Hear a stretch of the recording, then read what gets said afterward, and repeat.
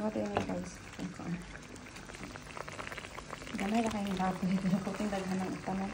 O naman siya tulog kalapak na kuan. So, pag ano Chinese cabbage. Fresh kayong Chinese cabbage. Diba? Kailan natin yung mga sa Pilipinas na nakakakaw ka ng fresh na kutamin. So, actually, dito ni siya gipalit sa Carrefour sa Dubai. Pila na ni siya ka days, guys. Since Saturday. So, fresh agad siya.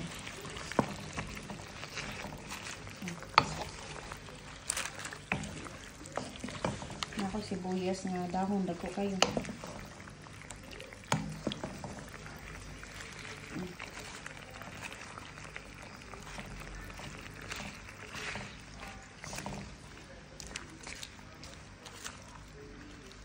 See this one, guys.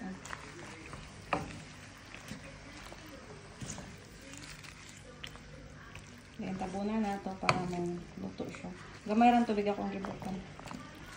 Naluto na siya. Ano ni guys, naluto na.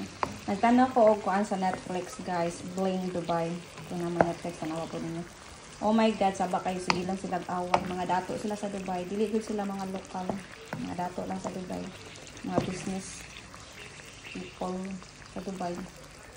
So this is it. Lami siya, guys. Ako din siyang gibutangan ani.